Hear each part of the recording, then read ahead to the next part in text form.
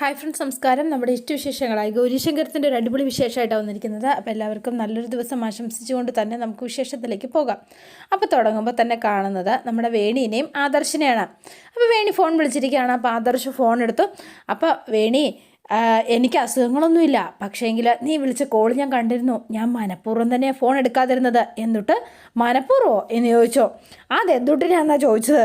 അത് വേണി, ഞാൻ പറയുന്നത് നീ ക്ഷമയോടൊന്ന് കേൾക്ക്. നിങ്ങൾ ആദ്യം കാര്യം എന്തുട്ടാന്ന് വെച്ചാൽ ഒന്ന് പറ. തൽക്കാലം എനിക്ക് നിന്നെ ഇങ്ങോട്ട് കൂട്ടിക്കൊണ്ട് വരാൻ കഴിയില്ല. അത് വേറൊന്നുമല്ല, ഗൗരിയുടെ കാര്യത്തിൽ കുറച്ച് പ്രശ്നമുണ്ട്. ആ പ്രശ്നങ്ങളൊക്കെ തീരുന്നതിന് മുൻപ് നീ ഇവിടെ വന്നാൽ ശരിയാവില്ല. അതെന്താ ശരിയാവാത്തത് എന്ന് ചോദിച്ചോ? പറയുന്നൊന്ന് മനസ്സിലാക്ക വേണി എന്ന് പറഞ്ഞോ? ഇല്ലടോ, ഇല്ല. താൻ പറയണ ഒരു ചുക്കും ഞാൻ മനസ്സിലാക്കില്ല. ഇനി ഞാൻ മനസ്സിലാക്കുന്ന പ്രശ്നമില്ല. തനിക്ക് തൻ്റെ പെങ്ങളെക്കുറിച്ചല്ല തൻ്റെ ഭാര്യയെക്കുറിച്ച് എന്തെങ്കിലും ചിന്തയുണ്ടോ എന്ന് ചോദിച്ചു. വീണി, നീ ദേഷ്യപ്പെടുത്തല്ലേ? ഇപ്പോഴത്തെ സാഹചര്യം അങ്ങനെയായിപ്പോയി എന്ന് പറഞ്ഞു. അല്ലെങ്കിൽ ഞാൻ ഇങ്ങനൊരു തീരുമാനം എടുക്കുമെന്ന് നിനക്ക് തോന്നുന്നുണ്ടോ? എനിക്ക് നിങ്ങളുടെ ഈ ചപ്പടാച്ചി കേട്ടോണ്ടിരിക്കാനൊന്നും നേരമില്ല കേട്ടോ. എടോ മനുഷ്യ, നിങ്ങൾക്ക് വേണ്ടിയിട്ട് ഞാൻ എന്തൊക്കെ രീതിയിൽ മാറി. തെറി വിളിക്കുന്നതിൽ നിന്ന് നിങ്ങൾക്ക് ഇഷ്ടമില്ല എന്ന് പറഞ്ഞപ്പോൾ ഞാൻ തെറിവിളി നിർത്തിയില്ലേ? അത് പോരാഞ്ഞിട്ടോ എനിക്ക് നിങ്ങളോട് അത്രയ്ക്ക് ഇഷ്ടമുള്ളതുകൊണ്ടല്ലേ നിങ്ങൾ പറയണതൊക്കെ ഞാൻ അനുസരിക്കണത്? എന്നിട്ട് നിങ്ങൾ ഇഷ്ടപ്പെടുന്നത് പോലൊരു ഭാര്യ ആവാനായിട്ടല്ലേ ഞാൻ ശ്രമിച്ചത്? എന്തുട്ടൊക്കെ ഞാൻ ചെയ്തിട്ടും നിങ്ങൾക്ക് എന്നെ മനസ്സിലാവുന്നില്ലല്ലോ. എൻ്റെ സ്നേഹം നിങ്ങൾക്ക് മനസ്സിലാവുന്നില്ല. നിങ്ങൾക്ക് നിങ്ങളുടെ പെങ്ങന്മാരുടെ സ്നേഹം മാത്രമേ മനസ്സിലാവുള്ളൂ. അത് മതി. അവരെക്കുറിച്ച് മാത്രമേ നിങ്ങൾക്ക് ചിന്തയുള്ളൂ. പെങ്ങൾക്ക് വേണ്ടി എന്നെ കെട്ടുക, പെങ്ങൾക്ക് വേണ്ടി എന്നെ ഇവിടെ കൊണ്ട് നിർത്തുക. അതെ, തനിക്ക് തൻ്റേതായ ഒരു വ്യക്തിത്വം ഇല്ലേടോ എന്ന് ചോദിച്ചു. എടോ മനുഷ്യ, നിങ്ങളുണ്ടല്ലോ, നിങ്ങൾ ഒരിക്കലും നന്നാവില്ല എന്ന് പറഞ്ഞ് വേണി ആകെ ഷൗട്ട് ചെയ്തു. ഞാൻ ഇവിടെ നിന്നോളാം. ഇനിയുണ്ടല്ലോ, എന്നെ കൂട്ടിക്കൊണ്ടു പോകാനായിട്ട് ഇങ്ങോട്ട് വരണ്ട. ഇനി ഞാൻ അങ്ങോട്ട് വരുന്നില്ല. തീർന്നില്ലേ പ്രശ്നം എന്ന് ചോദിച്ച് വേണി ഫോൺ കട്ട് ചെയ്തു. അപ്പോൾ ആദർശനാകെ സങ്കടമായി. അപ്പോൾ ആദർശ വേണിയെ കൂട്ടിക്കൊണ്ട് വരണമെന്ന് ആഗ്രഹിച്ചിരുന്നപ്പോൾ അച്ഛൻ പറഞ്ഞതുകൊണ്ട് മാത്രമാണ് ആദർശ ആകെ പിൻവലിഞ്ഞത് കേട്ടോ. അപ്പോൾ ആദർശ ആകെ മൂഡ് ഓഫ് ആയിപ്പോയി കേട്ടോ. വേണിയുടെ ആ പറച്ചിലൊക്കെ കേട്ടിട്ട് എന്ത് ചെയ്യാനാ? പ്രത്യേകിച്ചൊന്നും ചെയ്യാനുമില്ല. സത്യം പറഞ്ഞാൽ അവൾ എൻ്റെ കൂടെ വേണമെന്ന് ഞാൻ ആഗ്രഹിക്കുന്നുണ്ട്. എനിക്കതിന് കഴിയില്ല. ഇത് എൻ്റെ വിധിയായിരിക്കും, അല്ലാതെ എന്ത് ചെയ്യാനാ എന്നിങ്ങനെ ആദർശ മനസ്സിലിങ്ങനെ വിചാരിച്ച് കുറേ നേരം ഇങ്ങനെ ആലോചിച്ച് സങ്കടപ്പെട്ട് നിന്നു കേട്ടോ. പിന്നെ നമ്മൾ കാണുന്നത് നമ്മുടെ വീരനെയും അയിത്തും ജോജും കൂടി ഇങ്ങനെ ഇരിക്കുകയാണ്. അപ്പോൾ ഗൗരി പാത്രമൊക്കെ കഴുകിക്കൊണ്ട് അകത്തേക്ക് കയറിയപ്പോൾ വീരനിങ്ങനെ പറയാണ്, ഏട്ടത്തിയുടെ ഒരു കാര്യം പറയാതിരിക്കാൻ പറ്റില്ല കേട്ടോ. ഇത്രയും പഠിപ്പും വിവരവും ഒക്കെ ഉണ്ടെങ്കിലും ജോലി ചെയ്യുന്നതിൽ ഒരു എന്താ പറയുക മയമില്ല കേട്ടോ. അത് ശരി കേട്ടോ. എല്ലാ കാര്യങ്ങളും എത്ര മനസ്സ് വെച്ചിട്ട് ഏട്ടത്തി ചെയ്യുന്നത്. നീറ്റ് ആൻഡ് ക്ലീൻ ആ കാര്യങ്ങൾ എന്ന് പറഞ്ഞു. ഏത് ജോലി ചെയ്യുമ്പോഴും അത് പൂർണ്ണ മനസ്സോടെ വേണം ചെയ്യാനായിട്ട്. ഇവിടെ ഈ കൂട്ടിരിക്കുന്ന ആ ബിയർ ബോട്ടിലൊക്കെ ഒന്ന് പുറത്തെടുത്ത് കളയുക. എനിക്കിവിടേക്ക് ഒന്ന് ക്ലീൻ ചെയ്യണം എന്ന് പറഞ്ഞു. ഒരു ചൂല് കിട്ടുമോ? പിന്നെന്താ? ജോജു ഓടിച്ചെന്ന് ആ ചൂലെടുത്തോണ്ട് വന്നു. അപ്പോൾ വീരനും അയത്തോട് അകത്തേക്ക് കയറി ആ ബിയർ ബോട്ടിലെല്ലാം പെറുക്കുകയാണ് കേട്ടോ. എന്നാ ഏട്ടത്തി എന്ന് പറഞ്ഞു. അപ്പോൾ ഗൗരി അവിടെയൊക്കെ ആകെ പൊടിയായിട്ട് കിടക്കുകയാണ്. അപ്പോൾ അതൊക്കെ ഒന്ന് അടിച്ചു വാരുകയാണ് കേട്ടോ. അപ്പോൾ ഇത് കണ്ടുകൊണ്ടാണ് നമ്മുടെ ശങ്കർ അങ്ങോട്ട് വന്നത്. എൻ്റെ പൊന്നു ഗൗരി, ഇത്രയ്ക്ക് ആവേശം കാണിക്കേണ്ട വല്ല കാര്യമുണ്ടോ? ഇന്ന് ഒരു ദിവസം മാത്രമല്ലേ ഉള്ളൂ സ്റ്റേ. നാളെ ഫോൺ വരുമ്പോൾ നമുക്കിവിടുന്ന് പോവേണ്ടതല്ലേ. മതിയിട്ടോ ക്ലീൻ ചെയ്തതൊക്കെ എന്ന് പറഞ്ഞു. ആ സാരി മുഴുവൻ അഴുക്കായില്ലേ? നിന്നോട് ഞാൻ പറഞ്ഞതല്ലേ ഗൗരി ഇതൊന്നും വേണ്ടാന്നേ. ശങ്കറിൻ്റെ പെണ്ണ് ഇങ്ങനെ അഴുക്ക് പിടിച്ച സാരി ഉടുത്തിട്ടാണോ നിൽക്കുക? ഒരു കാര്യം ചെയ്യാം, അത് സാരമില്ല എന്ന് പറഞ്ഞു ഗൗരി. അപ്പോൾ ഗൗരിയെ പിടിച്ച് എഴുന്നേപ്പിച്ചിട്ട്, അത് പറ്റില്ല, ഈ സാരി എന്നാണെങ്കിലും മാറണം. ഒരു കാര്യം ചെയ്യാട്ടോ, ഞാൻ വേറൊരു സാരി കൊണ്ടുവരാം. അതുവരെ നീ ഒന്ന് അടങ്ങി നിൽക്കുക. വേണ്ട എന്ന് പറഞ്ഞു. വേണ്ട എന്ന് പറഞ്ഞാൽ എങ്ങനെയാ? നീ ഈ അഴുക്കും പൊടി പിടിച്ച സാരി ഉടുത്ത് നിൽക്കാൻ പറ്റുമോ? എൻ്റെ ഭാര്യ അങ്ങനെ നിൽക്കണത് എനിക്കിഷ്ടമല്ല കേട്ടോ. ശങ്കർ, ഞാൻ പറഞ്ഞല്ലോ, എനിക്ക് വേറെ സാരി ഒന്നും വേണ്ട. സാരി ഞാൻ വാങ്ങുന്ന പ്രശ്നമെങ്കിൽ നീ ഒരു കാര്യം ചെയ്യുക, നീ എൻ്റെ ഒപ്പം വാന്നേ. നിനക്കിഷ്ടമുള്ള സാരി നീ തന്നെ വാങ്ങിക്കോ. നിനക്ക് ഓർമ്മയില്ലേ നമ്മൾ ടെക്സ്റ്റൈൽസ് വെച്ചിട്ട് പോകാനായിട്ട്? എനിക്ക് വേറെ സാരി വേണ്ട, ഇത് തന്നെ മതി എന്ന് പറഞ്ഞ് ഗൗരി വാശി പിടിക്കുക. ഗൗരി, എനിക്ക് ഒരു കാര്യത്തിലാണ് എനിക്ക് സങ്കടമുള്ളൂ. ഞാൻ പറയുന്ന ഒരു തവണ പോലും നീ എന്നെ മനസ്സിലാക്കുന്നതേ ഇല്ല. എൻ്റെ പൊന്നു ശങ്കർബായെ, ഈ ജസ്റ്റ് ഒരു സാരിയുടെ പേരും പറഞ്ഞ് നിങ്ങളൊരു പ്രശ്നത്തിൽ വേണ്ട കേട്ടോ എന്ന് പറഞ്ഞ് അപ്പോഴേക്ക് വീരനും അയിത്തും ജോജും കൂടെ എത്തുകയാണ്. അപ്പോൾ അയിത്ത് പറയാട്ടോ, അല്ല വീര, ഗൗരി ഈ അഴുക്ക് പിടിച്ച സാരി ഉടുത്ത് നിൽക്കുന്നത് എനിക്ക് കണ്ടു നിൽക്കാൻ പറ്റണില്ല കേട്ടോ. ശങ്കർബായി, അതിന് ഞാനൊരു പരിഹാരം ഉണ്ടാക്കി തരാം കേട്ടോ. എൻ്റെ അമ്മയുടെ അടുത്തുനിന്ന് ഞാനൊരു സാരി വാങ്ങിയിട്ട് വരാം. ഏട്ടത്തിക്ക് അത് ഉടുക്കാനായിട്ട് വല്ല പ്രയാസമുണ്ടോ എന്ന് ചോദിച്ചു വൈത്ത്. ഞാനത് എടുത്തോളാം പക്ഷേ എന്ന് പറഞ്ഞു. എന്തൊട്ട് പക്ഷേ ഗൗരി, എൻ്റെ ഈ ചങ്കളിലെ ഇവർക്ക് എന്നോട് എന്ത് ആത്മാർത്ഥതയാണെന്ന് നിനക്കറിയോ എന്ന് ചോദിച്ചു. പിന്നെ നിന്നെ ഇങ്ങനെ കാണുന്നതിൽ എനിക്ക് മാത്രമല്ല കേട്ടോ, അവർക്കും ഒരുപാട് വിഷമമുണ്ട്. അതുകൊണ്ടാണ് ഈ പറയണത്. നീ അവരുടെ ഏട്ടത്തിയാ, അതുകൊണ്ടാ ഇങ്ങനൊരു കാര്യം പറഞ്ഞത്. നീ ഇനി ഒന്നും പറയണ്ട കേട്ടോ. അയിത്തെ നീ ചെന്ന് അമ്മയുടെ അടുത്ത് ഒരു സാരി കൊണ്ടുപോവാ എന്ന് പറഞ്ഞു ശങ്കർ. അപ്പം ഇങ്ങനെ എന്നിട്ട്, എടാ വാടാ, നമുക്ക് 3 പേർക്കൂടെ പോയിട്ട് വരാം. അമ്മയെ കണ്ടിട്ടും കുറച്ചായില്ലേ എന്ന് പറഞ്ഞ് പോയിട്ട് വരാം ശങ്കർബായി എന്ന് പറഞ്ഞാൽ വീരനും ജോജുവും ആയിത്തൂടെ അങ്ങ് പോവാണ് കേട്ടോ. അപ്പോൾ ഗൗരി വീണ്ടും അടിച്ച് വൃത്തിയാക്കുക. എൻ്റെ പൊന്നു പെണ്ണെ, നീ ഇങ്ങനെ ഒറ്റയ്ക്ക് കഷ്ടപ്പെടണ്ട, ഞാനിവിടെ ഹെൽപ്പ് ചെയ്യാന്നേ എന്ന് പറഞ്ഞുകൊണ്ട് വേഗം തന്നെ ശങ്കറും എന്താ പറയുക അവിടുത്തെ എല്ലാം വൃത്തിയാക്കാനായിട്ട് കൂടുകയാണ്. അപ്പോൾ ഇവർ രണ്ടുപേരുടെ വൃത്തിയാക്കുക കേട്ടോ. അപ്പോൾ ഭയങ്കര സന്തോഷത്തിലായി. പിന്നെ നമ്മൾ കാണുന്നത് ശ്യാം സാറിൻ്റെ വീട്ടിലാണ്. വീണ് നിന്നെ വിളിച്ചിരുന്നോ എന്നിങ്ങനെ അച്ഛൻ ചോദിക്കുക.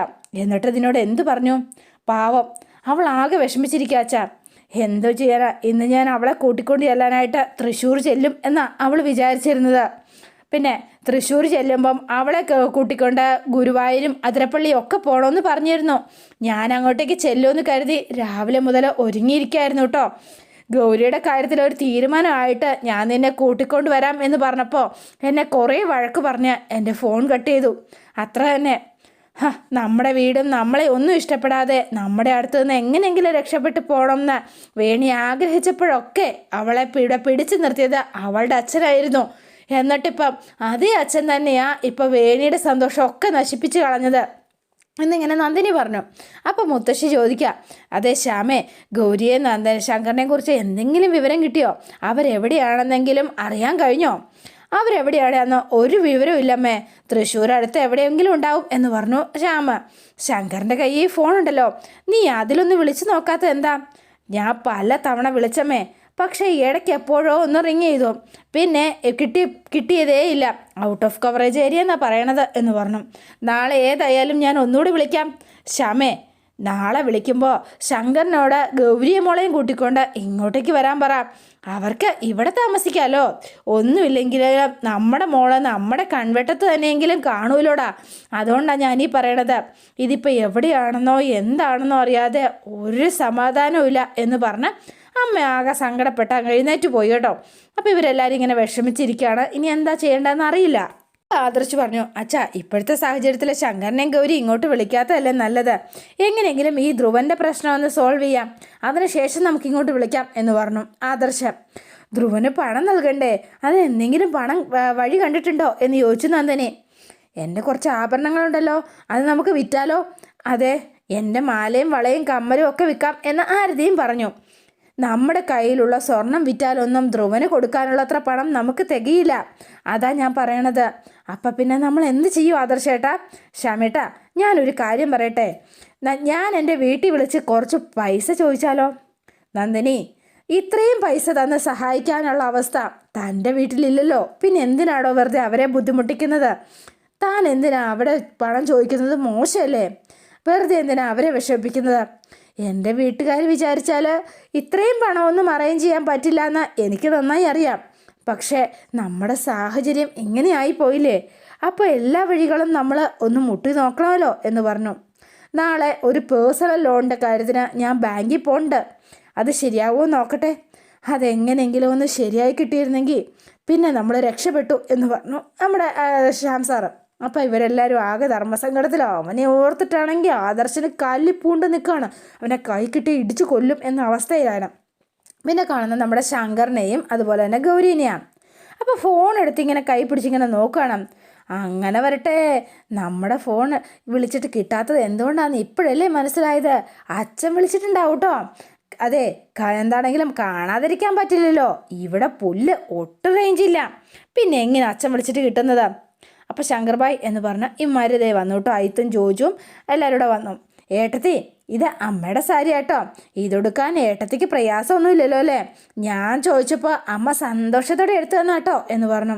ഞാനിത് എടുത്തോളാം ഇങ്ങിത്താ എന്ന് പറഞ്ഞ് ഗൗരി അത് സന്തോഷത്തോടെ വാങ്ങി അതുകൊണ്ട് നേരെ അകത്തേക്ക് കയറിപ്പോവാണ്. ഗൗരിയുടെ പോക്ക് കണ്ടപ്പോൾ ശങ്കറിന് ഒരുപാട് സന്തോഷമായിട്ടോ. അത് നന്നായിട്ടോ ആയിത്തേ, നീ ഇത് ചെയ്തത് ഒരുപാട് നന്നായിട്ടോ. അല്ലെങ്കിൽ ആകെ ടെൻഷനായി പോയേനെ. കീറിയ സാരിയൊക്കെ ഉടുത്തിട്ട് നാളെ ഗൗരിയും കൂട്ടി എങ്ങനെയാണ് തിരിച്ചു പോവാ? ആകെ സങ്കടത്തിലായേനെ. എടാ, വേറൊരു ചെറിയ പ്രശ്നമുണ്ട് എന്ന് പറഞ്ഞു. എന്താ ശങ്കർ ഭായി പുതിയ പ്രശ്നം? എടാ, അവളൊന്നും കഴിച്ചിട്ടില്ലടാ, ഫുഡിൻ്റെ കാര്യം സെറ്റ് ചെയ്യണ്ടേ? അയ്യോ, അതൊരു പ്രശ്നമാണല്ലോ. ഞാനൊരു കാര്യം ചെയ്യാം, വീട്ടിൽ പോയി ഫുഡ് എടുത്തിട്ട് വന്നാലോ എന്ന് പറഞ്ഞു ആയിത്ത്. അപ്പോൾ വീരൻ പറഞ്ഞു, അതൊന്നും നല്ല പരിപാടിയാണ്, ഇപ്പം തൽക്കാലം നടക്കുമായിരിക്കും, പക്ഷെ അത് പോരല്ലോ. നാളെയോ? ഞാൻ ആലോചിക്കണതേ അച്ഛനെ പോയി കണ്ട് കുറച്ച് പണം വാങ്ങിയിട്ട് വന്നാലോ എന്ന് ആലോചിക്കണത്. അച്ഛനെന്നെ വിളിച്ചിട്ട് ചിലപ്പോൾ കിട്ടിയിട്ടുണ്ടാവില്ല. എൻ്റെ ഇവിടെ ഫോണിന് ഒട്ടും റേഞ്ചില്ലടാ, അതായിരിക്കും കിട്ടാത്തത്. ഞാനൊന്ന് പോയി അച്ഛനെ കണ്ടാലോ? അങ്ങനെയാണെങ്കിൽ നമുക്ക് ഇപ്പം തന്നെ പോവാം ശങ്കർ ഭായി. നിങ്ങൾ അച്ഛനും മോനും കണ്ട് സംസാരിക്കുമ്പോൾ കാര്യങ്ങൾ കോംപ്രമൈസായി മഹാദേവൻ സാർ ഇപ്പം തന്നെ വന്ന് ശങ്കർ ഭായിയെ വീട്ടിൽ കൂട്ടിക്കൊണ്ട് പോയാലോ? എന്നാൽ പിന്നെ നമുക്ക് അങ്ങോട്ട് തെറിക്കാലേ എന്ന് പറഞ്ഞാൽ ഇവരിങ്ങനെ പോകാൻ തുടങ്ങിയപ്പോഴത്തേനും ഗൗരി ഇറങ്ങി വന്നു. അതെ, കഴിക്കാൻ വാ, എല്ലാവർക്കും ഉള്ള ഫുഡ് ഉണ്ടാക്കിയിട്ടുണ്ട് എന്ന് പറഞ്ഞ് ഗൗരി പറഞ്ഞിട്ട് ഗൗരി അങ്ങ് കയറിപ്പോയി. അപ്പോൾ വീരൻ ചോദിക്കാണ്, അപ്പം ശങ്കർ ഭായി തീരുമാനം എന്താ? ഇന്ന് ചാരങ്ങാട്ടേക്ക് പോകണ്ടോ എന്ന് ചോദിച്ചോ. ഇന്നത്തെ ഫുഡിൻ്റെ കാര്യം സെറ്റായ സ്ഥിതിക്ക് നാളെ നോക്കാം നമുക്ക്. ഞങ്ങളെ കൂട്ടിക്കൊണ്ട് പോകാനായിട്ട് അച്ഛൻ ഇങ്ങോട്ട് വരട്ടെ. ശങ്കർ ഭായ്, ഞാനൊരു സംഭവം കൊണ്ടുവന്നിട്ടുണ്ട് എന്ന് പറഞ്ഞു ജോജു. ശങ്കർ ഭായിക്ക് അത് ഇഷ്ടപ്പെടുമോ എന്നറിയില്ല. എന്തിട്ടടാ സംഭവം, കാണിക്കടാ എന്ന് പറഞ്ഞു. അപ്പോൾ വേഗം തന്നെ എടുത്തു കൊടുത്തു. അപ്പോൾ ഒരു ഷർട്ടാണ് കേട്ടോ. ഇത് ക്രിസ്മസിന് എൻ്റെ അമ്മ എനിക്ക് വാങ്ങിത്തന്ന ഷർട്ടാണ്. ഞാൻ ഒരു തവണ പോലും ഇട്ടിട്ടില്ല, പുതിയതാ. ശങ്കർ ഭായി ഇടണം എന്ന് പറഞ്ഞ് ജോജു കൊണ്ട് കൊടുത്തു. അപ്പോൾ വേഗം സന്തോഷത്തോടെ അത് വാങ്ങി. എന്നിട്ടിങ്ങനെ വെച്ച് നോക്കുക, ഇത് കൊള്ളാലോടാ, പൊളി ഷർട്ട് കേട്ടോ, സൂപ്പറായിട്ടുണ്ട് കേട്ടോ. എങ്ങനെയുണ്ടടാ, സൂപ്പറായിട്ടില്ലേ? പിന്നെ പൊളി ആയിട്ടുണ്ട് എൻ്റെ പൊന്നോ. ശങ്കർ ഭായി, സത്യത്തിൽ ശങ്കർ ഭായിയുടെ അവസ്ഥ കണ്ടിട്ട് ഞങ്ങൾക്ക് എല്ലാവർക്കും നല്ല സങ്കടമുണ്ട് കേട്ടോ. അതൊന്നും സാരമില്ലടാ, നാളെ അച്ഛൻ വരും, ഞങ്ങളെ കൂട്ടിക്കൊണ്ടു പോവും. എത്ര വണ്ടികൾ ഉപയോഗിച്ചുകൊണ്ടിരുന്ന സാളാ ശങ്കർ ഭായ്. ഓരോ കാര്യത്തിൽ അങ്ങോട്ടും ഇങ്ങോട്ടും പോകുമ്പോൾ ഒന്നെങ്കിൽ ഞങ്ങളുടെ ബൈക്കിൽ അല്ലെങ്കിൽ നടന്ന്. ഇതിനൊരു പരിഹാരം കാണണ്ടേ? ഞാൻ എൻ്റെ മനസ്സിലൊരു പ്ലാനിങ് ചെയ്തിട്ടുണ്ട് കേട്ടോ. എന്താടാ വീര പ്ലാൻ? അതൊക്കെ സർപ്രൈസാണ് എന്ന് പറഞ്ഞു. പറയടാ വീര.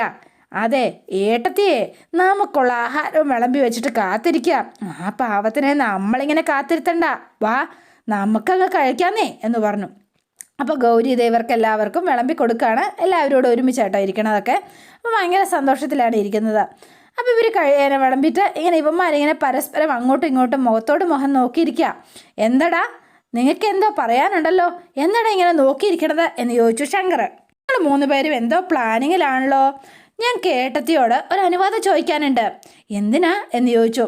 അത് പിന്നെ അനുവാദം ചോദിക്കുന്നത്, ഇനി മുതലേ ഞാൻ ഏട്ടത്തിനെ ഞങ്ങൾ ഇനി മുതൽ ഏട്ടത്തി അമ്മയെന്ന് വിളിച്ചോട്ടെ എന്ന് ചോദിച്ചു. ഈ അയിത്തം ചോദിച്ചു. അപ്പോൾ ഇങ്ങനെ നോക്കി എന്നിട്ട്, നിങ്ങൾ വിളിച്ചോ, നിങ്ങൾ എന്നെ ഏട്ടത്തി അമ്മ എന്ന് വിളിച്ചോ എന്ന് പറഞ്ഞു ഗൗരി. അപ്പോൾ ഗൗരി ഭയങ്കര സന്തോഷത്തോടെയാണ് പറഞ്ഞത്. അപ്പോൾ ഇവന്മാരുടെ മനസ്സാകെ നിറഞ്ഞോട്ടോ.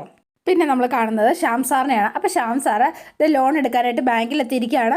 അപ്പം നമ്മുടെ ആദർശിൻ്റെ കൈ ഒരു ഡോക്യുമെൻറ്റ്സ് കൊടുത്തിട്ട് മോൻ ഇതിൻ്റെ കോപ്പി എടുത്തിട്ട് വാ എന്ന് പറഞ്ഞു വിട്ടു. ഇപ്പോഴാണ് ഈ ധ്രുവൻ അങ്ങോട്ടേക്ക് വരുന്നത്.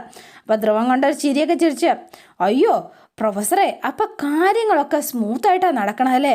ഇത്രയും വേഗം കാര്യങ്ങൾ നടക്കുമെന്ന് ഞാൻ വിചാരിച്ചതേ ഇല്ല. പ്രൊഫസറുടെ ബാങ്കിൽ നല്ല ഡെപ്പോസിറ്റ് ഉണ്ടാവുമല്ലേ? എനിക്ക് ഒരുപാടൊന്നും വേണ്ട കേട്ടോ, എനിക്കൊരു നിസ്സാരം ഒരു 10 ലക്ഷം രൂപ തന്നാൽ മതി. ധ്രുവ, നീ കരുതുന്നത് പോലെ എൻ്റെ കയ്യിൽ ഒരുപാട് പണമൊന്നുമില്ല. ഞങ്ങൾ എന്താ പൊന്ന് പ്രൊഫസർ ഇത് എന്ന് ചോദിച്ചു. വെറുതെ ഇങ്ങനെ ദാരിദ്ര്യം പറയല്ലേ, സ്വന്തം മോളുടെ സുരക്ഷിതത്വനായ ഭാവിക്ക് വേണ്ടിയിട്ടല്ലേ ഇപ്പം പറയണത്. പ്രൊഫസർ ആ 10 ലക്ഷം രൂപ എൻ്റെ മുഖത്തേക്ക് വലിച്ചെറിയ, എന്നിട്ട് നല്ല മാസായിട്ട് ഇനി ഒരിക്കലും നീ എൻ്റെ മുന്നിൽ വന്നു പോവരുത് എന്ന് ഹാർഡായിട്ടൊന്ന് പറഞ്ഞേ. പ്രൊഫസർ ശ്യാമപ്രസാദിൽ നിന്ന് ഞാൻ ഇതൊക്കെയാണ് എക്സ്പെക്റ്റ് ചെയ്യുന്നത്. എന്നെ ഇങ്ങനെ നിരാശപ്പെടുത്തല്ലേ പ്രൊഫസറെ. ധ്രുവ, നീ വിചാരിക്കുന്നത് പോലെ എൻ്റെ അക്കൗണ്ടിൽ ഒരുപാട് പൈസയൊന്നുമില്ല. ഇപ്പം തന്നെ ഇതേ ഒരു പേഴ്സണൽ ലോൺ എടുക്കാൻ വേണ്ടിയിട്ടാണ് ഞാൻ ഇങ്ങോട്ടേക്ക് വന്നിരിക്കുന്നത്. എൻ്റെ PF പണവും ഈ പേഴ്സണൽ ലോണും കൂടെ കിട്ടിക്കഴിയുമ്പോൾ നീ ചോദിച്ച തുക എനിക്ക് തരാൻ കഴിഞ്ഞേക്കും. പക്ഷേ നീ എനിക്ക് അതിനൊരു സാവകാശം തരണം. ഇക്കാര്യത്തിൽ ഒരു സാവകാശം പ്രൊഫസർ പ്രതീക്ഷിക്കുകയേ വേണ്ട. ഇനി നിങ്ങൾ എനിക്കെതിരെ പോലീസെ കംപ്ലൈൻ്റ് ആയിട്ട് പോയതല്ലേ? ഞാൻ നിങ്ങളോട് എത്ര മാന്യമായിട്ടാണ് പ്രൊഫസർ ഡീൽ ചെയ്തത്. അല്ലേ? ശരിയല്ലേ? അപ്പം അതേ മാന്യത നിങ്ങൾ തിരിച്ച് എന്നോടും കാണിക്കേണ്ടതല്ലേ? പോലീസിനെ ഉപയോഗിച്ച് എന്നെ ഒതുക്കാൻ നോക്കിയത് വളരെ ചീപ്പായിപ്പോയി എന്ന് പറഞ്ഞു. അതെനിക്ക് വല്ലാതെ ഫീൽ ചെയ്തു കേട്ടോ പ്രൊഫസറെ. പിന്നെ 10 ലക്ഷത്തിൽ നിന്ന് കുറച്ചുകൂടി എമൗണ്ട് കൂട്ടിയാലോ എന്ന് ഞാൻ ചിന്തിച്ചു. ധ്രുവ എന്ന് വിളിച്ചു. അയ്യോ പേടിക്കണ്ട, ഞാൻ പറഞ്ഞ പണം തന്നെ പ്രൊഫസർ എനിക്ക് തന്നാൽ മതി തൽക്കാലം. പക്ഷേ 3-4 ദിവസത്തിനുള്ളിൽ എൻ്റെ പണം എനിക്ക് കിട്ടിയിരിക്കണം എന്ന് പറഞ്ഞു. അപ്പോഴാണ് ആദർശ് ഈ ഡോക്യുമെൻസിൻ്റെയൊക്കെ കോപ്പി എടുത്തിട്ട് നേരെ അങ്ങോട്ട് വരുന്നത്. അപ്പോഴാണ് ഇവനെ കാണുന്നത്. അപ്പോൾ ഇവൻ എന്തൊക്കെയോ പ്രൊഫസറോട് ഇങ്ങനെ പറയുകയാണ്. ധ്രുവ, ഞാൻ പറയുന്നത് നീ ഒന്ന് മനസ്സിലാക്കുക. നീ ചോദിച്ച പണം ഞാൻ തരാം. നീ കണ്ടില്ലേ ബാങ്കിൽ നിന്നാണ് ഞാൻ ഇറങ്ങി വന്നത്. പേഴ്സണൽ ലോൺ പാസ്സായാൽ ഉടനെ തന്നെ കുറച്ച് കാലതാമസം എടുക്കും. അതുവരെ ആ സമയം എനിക്ക് തരണം. നിങ്ങളുടെ പേഴ്സണൽ ലോൺ സാങ്ഷൻ ആവുന്നത് വരെ കാത്തിരിക്കാൻ എനിക്ക് പറ്റില്ല. പക്ഷേ ഒരു കാര്യം ചെയ്യാം, ഈ 10 ലക്ഷം രൂപ പ്രൊഫസറുടെ കയ്യിൽ തരാനില്ല എങ്കിൽ എനിക്കൊരു കുഴപ്പമില്ല കേട്ടോ. പക്ഷേ പകരമായിട്ട് എനിക്ക് പ്രൊഫസറുടെ മകൾ ആരതിയെ എനിക്ക് കെട്ടിച്ചു തരണം എന്ന് പറഞ്ഞു. അപ്പം ആകെ ഞെട്ടിപ്പോയി കേട്ടോ. എന്നിട്ട് ആദർശ് കയറി അവനെ പിടിച്ചിട്ട് കാരണക്കുറ്റി തോർത്തോർണം പുകയ്ക്കാട്ടോ. എന്താടാ നീ പറഞ്ഞത്? നിനക്ക് എൻ്റെ പെങ്ങളെ കെട്ടിച്ചു തരണമെന്നോ? നിന്നെപ്പോലെ ഒരുത്തനോ? നിന്നെ ഞാൻ ശരിയാക്കി തരടാ എന്ന് പറഞ്ഞു. അപ്പോൾ അതോടെയാണ് ഇന്നത്തെ വിശേഷം അവസാനിക്കുന്നത്. ഇനി നാളത്തെ വിശേഷം ഇതിലും ഗംഭീരമാണ്. അപ്പോൾ എല്ലാവരും വെയിറ്റ് ചെയ്യുക. ഇഷ്ടപ്പെട്ടുവെങ്കിൽ ലൈക്ക് ചെയ്യുക, ഷെയർ ചെയ്യുക. തൊട്ടടുത്ത് ആ ബെൽ ബട്ടൺ കൂടെ ഒന്ന് ഞെക്കുകയാണെങ്കിൽ ഞാൻ ഇടുമ്പോൾ തന്നെ നോട്ടിഫിക്കേഷൻ ലഭിക്കുന്നതായിരിക്കും. പുതുപുത്തൻ വിശേഷമായിട്ട് എത്താം. Bye and see you again.